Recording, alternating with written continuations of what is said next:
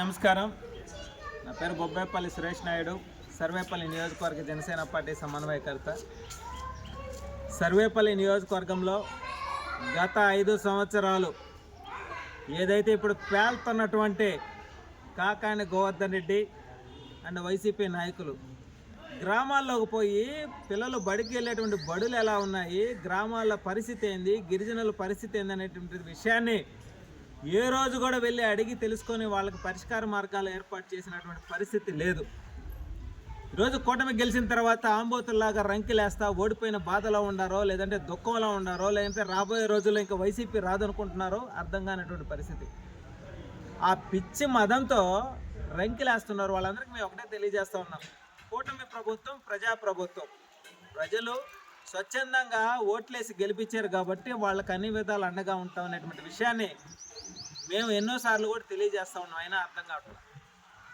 ఏదైతే ముతుకూరు మండలంలో బ్రహ్మదేవ పంచాయతీ పరిధిలో ఉన్నటువంటి గురవైశాల ఎంపీపీ స్కూల్ 1వ తరగతి నుంచి 5వ తరగతి వరకు కూడా చిన్న చిన్న పిల్లలు, ఎస్టీ పిల్లలు వచ్చేటువంటి పరిస్థితి. ఆ స్లాబ్ ఉరుస్తుంది, పిచ్చులు ఊడేటువంటి పరిస్థితి. ఈరోజు వచ్చాం, చూసాం, పరిశీలించాం. సర్వేపల్లి శాసనసభ్యులు సోమిరెడ్డి చంద్రమోహన్ రెడ్డి గారు 2003లో ఈ స్కూల్ని, ఈ భవనాన్ని నిర్మించడం జరిగింది. 22 సంవత్సరాలు దాటింది. అయితే ఆ భవనం పరిస్థితి కూడా పెచ్చులూడిపోవడం అయినా జరుగుతూ ఉన్నాయి. కాబట్టి మళ్ళీ కూటమి ప్రభుత్వం గెలిచింది కాబట్టి ఆయన దృష్టిలో కూడా పెట్టి ఆ యొక్క భవనాన్ని నిర్మించే విధంగా మా వంతు మేము కృషి చేస్తాం. అదేవిధంగా ఏదో చుట్టూ ప్రహరీ కూడా అడిగారు, ఇక్కడ లెవలింగ్ కూడా చేయాల్సినటువంటి పరిస్థితి.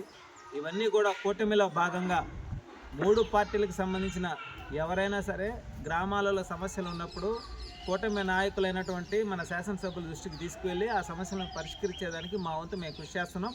ఏదైతే మా అధినేత డిప్యూటీ సీఎం పవన్ కళ్యాణ్ గారు పంచాయతీరాజ్ శాఖ మంత్రి కాబట్టి గ్రామ పంచాయతీల్లో పేద గిరిజనుల కోసం, ఎస్సీల కోసం, ఎస్టీల కోసం, బీసీల కోసం, వాళ్ళు సమాజంలో ఒక స్థాయిలో నిలబెట్టే దానికోసం, వాళ్ళ బిడ్డలందరూ కూడా చదువుకునే దానికోసం పాఠశాలల్ని అభివృద్ధి చేసే విధంగా మా వంతు మేము కృషి చేస్తాం.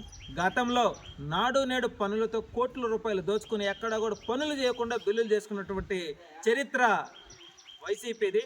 కాబట్టి వాళ్ళ చరిత్ర నాకు ముగింపు అయిపోయింది. ఇంకా రాబోయే రోజుల్లో కూడా వచ్చే పరిస్థితి ఉండదు. కూటమి ప్రభుత్వం మాత్రం ఈ నియోజకవర్గానే కాదు, ఈ రాష్ట్రాన్ని కూడా అన్ని విధాలా అభివృద్ధి చేసి చూపిస్తామని చెప్పి మనస్ఫూర్తిగా తెలియజేస్తూ ఉన్నాయి.